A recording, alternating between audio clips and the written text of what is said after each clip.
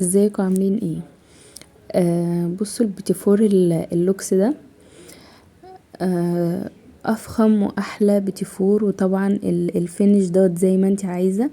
يعني ممكن تعملي اي ديكورات انت عايزاها فيه. دي حاجات بسيطه كده انا عملتها، ويا جماعه بجد نعومه واحلى بيتيفور ممكن تعمليه. يلا نصلي كده على النبي ونقول بسم الله. اول حاجه هنا معايا المقدار الواحد للبيتيفور. هو كيلو من الدقيق الا 3 معالق، وكمان كيلو الا ربع من الزبدة، وكمان 200 جرام من السكر البودر، وباكت فانيليا، و3 صفار بيض. بدأت كده حطيت الزبدة كلها مع السكر في الميكسر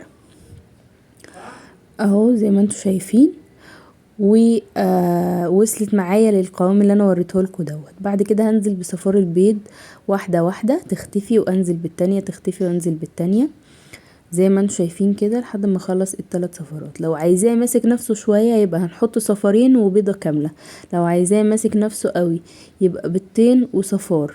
تمام بالشكل دوت اهو.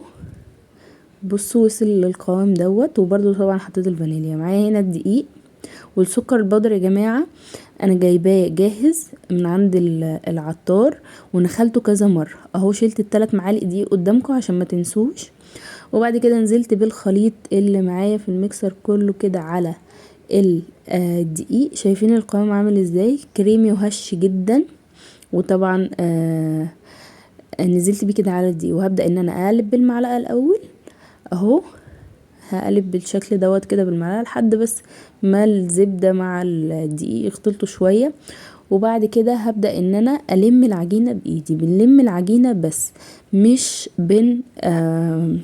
مش بنعجن يا جماعه اهو. زي ما انتم شايفين كده اهو بصوابعي بس، مش بديها بقى كده وبعجن جامد. لا، انزلي كده بايدك بالراحه وابدأي لمي. بس انا مسرعه الفيديو، مش بعمل بسرعه، انا مسرعه الفيديو.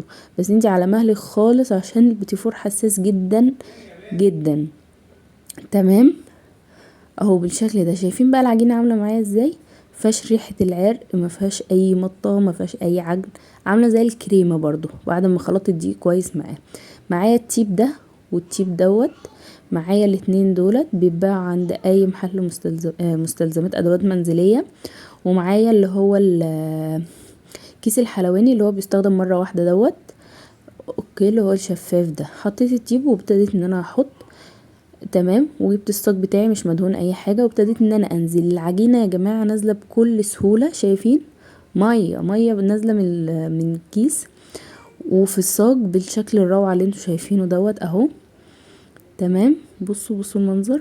هنخبزه في فرن درجة حرارة 160 لمدة 10 دقايق بالكتير قوي. هيطلع معانا. شايفين اللون من تحت عامل ازاي؟ ومفيش شوايه ومفيش اي حاجة، هو من تحت بس. اول ما يبدأ ياخد لون من تحت هتطلعيه بالشكل اللي انتوا شايفينه دوت. انا ما كنتش عارفه امسكها اصلا من كتر ما هي ناعمه. وجربوه وما تنسوش اللايك والشير والمتابعه، وجربوه ان شاء الله يعجبكم وتبقى الوصفه المعتمده بتاعتكم اهو. شايفين عامل ازاي؟ حاجه روعه. يلا مع السلامه.